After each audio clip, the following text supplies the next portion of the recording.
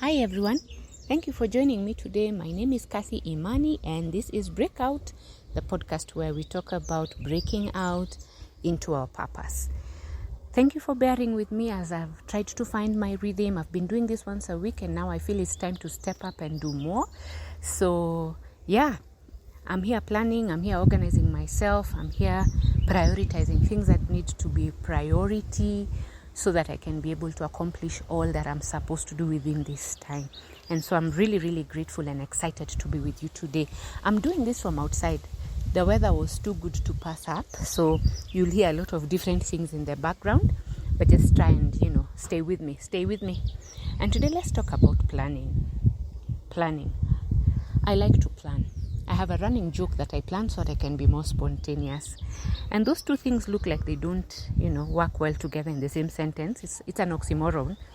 But when I plan, I actually see pockets of my day where I can be more spontaneous, where I can slot in something different, where I can do something else for somebody, where I can rearrange my day so that then I accomplish more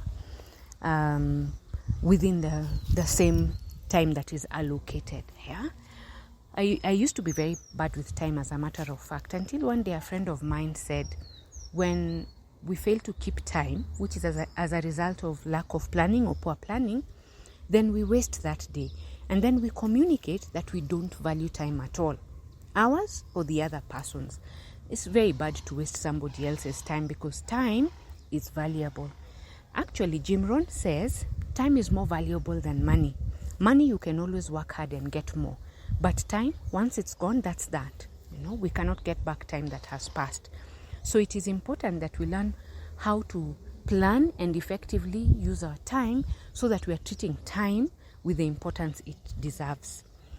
I like to plan so that I can maximize on productivity. When I know what my day looks like, I can easily see what am I expected to do today? How do I list out those tasks? What is it I can shelf off?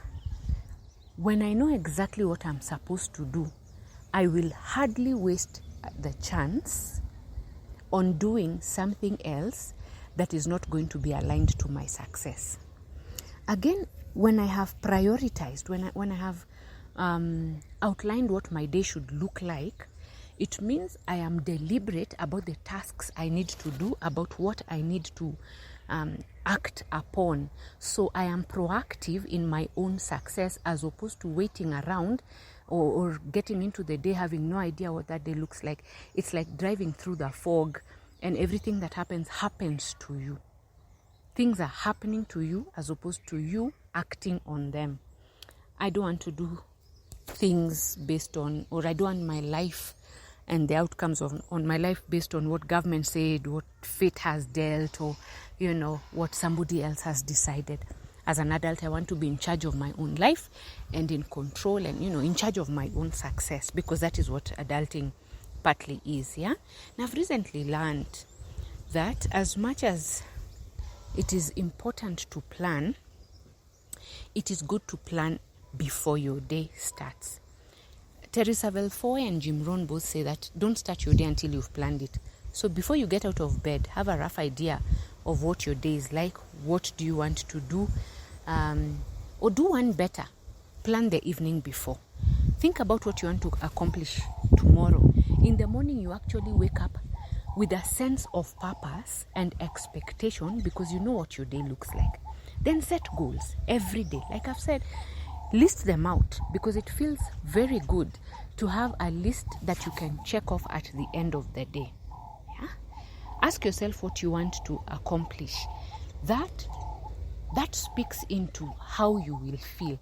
At the end of the day, if you know what it is you wanted to accomplish and you find you have accomplished it, you have a sense of fulfillment. You will sleep better.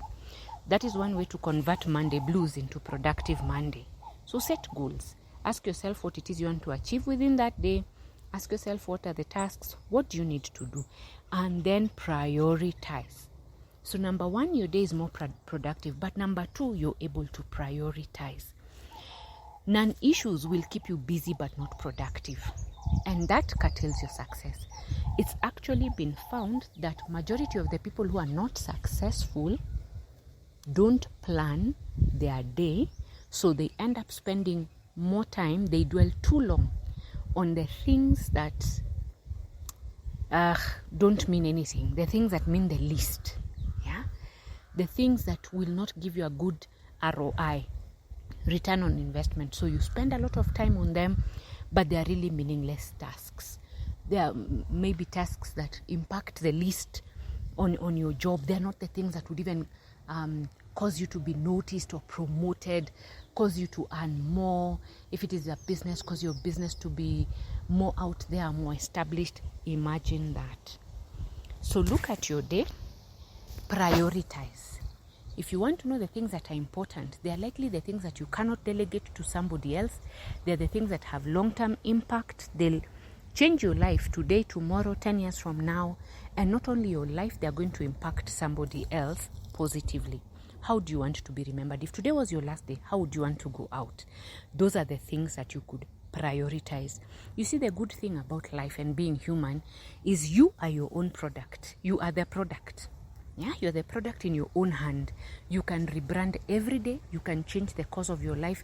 You can change your whole trajectory every day. So as you plan, think about what time do you have for your own self-development. For instance, how are you making yourself better? That is something of great importance. In the Bible, and that's one book I recommend everyone should read, in the Bible, in the book of Exodus, we see Moses, the servant of God. He gets busy every day. He goes to his job, and part of it is listening to and adjudicating people's cases. He does this day in, day out. Then one day, his father-in-law called Jethro comes, and he visits. As he's visiting, Moses wakes up, goes about his job as usual. And he's a hardworking guy, a man of integrity, conscientious, never missed a day of work, at least not that it's recorded in the Bible. So we don't see him absconding duty. He's a man that does the right thing at the right time. And he does it without fail. So this day, his father-in-law asks, hey, what are you doing? You're going to tire yourself out, because Moses would listen to all the cases from all the Israelites. Now, that's a whole, it's like you're one judge listening to the entire community. And this was a very big community. So he tells him, you're going to wear yourself out. And chances are when you wear yourself out too early, you also die early, right? Anyhow, so Jethro gives Moses some advice, and he says, why don't you choose some men who are able, men of integrity? Generally, he's asking, why don't you choose men who are like you and able to carry on with this task? They are able to help you. You see, sometimes the thing about delegating is you're left with fewer tasks, all right? And so you can put in more attention and more time to those things. But sometimes you end up seeing that what was being done by one person is now providing occupation to 10 others. In Moses' case, it was 12. So he chose 12 men who were able to lead, and they were able to help with the work. So Moses takes his father-in-law's advice, does that, and so it works threefold. Number one, Moses isn't overwhelmed with work, and he's not spending too much time on their non-issues. Number two, 12 other men are put in occupation, so it means even more cases can be had because then there's more manpower. Number three, the Israelites themselves are having their cases heard, so nothing is going pending. Everybody is happy. So that's the thing about delegation. If you don't plan, you don't know what is important, you don't know what you can set aside that somebody else can help with, you don't know how to prioritize, you don't know what a productive day looks like. You could be feeling very accomplished at the end of the day, having spent your day on non-issues, or having spent your day, time, energy, resources on things that other people could have done. And now those people are out of occupation because you're doing everything on your own. So that's the other thing, If you're doing taxes and they cause you to be frustrated, like happens to me, give it to somebody else who can earn from it, and they are now in occupation and they are learning and they are sharpening their craft, and you are pulling up somebody else in the community so that you are all growing together as a community. Delegation, okay? You don't have to do everything else. on your own. You're able to now focus on the things that are important. And that's one characteristic of successful people. They take time and concentrate on that which is important. They do not multitask, take up multiple projects and then they're doing things half-heartedly. They focus on one thing until when they've mastered it, then now they can pick up more along the way, even as you get used to it. So learn to plan your day in the morning and then review your day in the evening. Look at the goals that you set when you started out. What went well? What can you do better? What you can do better, slot it for the next day. That's likely where you'll start tomorrow. And then you'll be able to give it better. You'll be able to do it better the next day and so have better results. Yeah. What is unimportant, either cut it out or delegate or whatever, or postpone, so that you're only slotting in the things that are important, meaningful, urgent. Yeah. Okay. After you have reviewed, look at what is it you're able to accomplish in terms of, initially, it might look like you're accomplishing 10 things, but they're all 10 small things.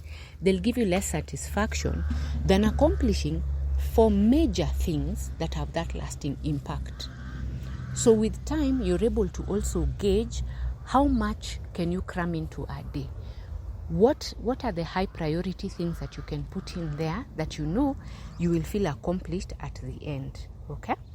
You'll be able to see what are the things that are small things but still make a difference, but you don't have to do them at the very beginning of the day.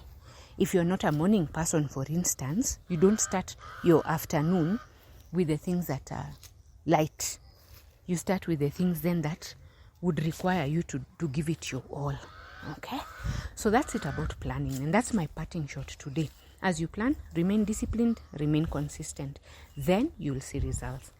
That's it for me today. Thanks for joining. Hoping to see you in the next episode. Yours faithfully, Imani.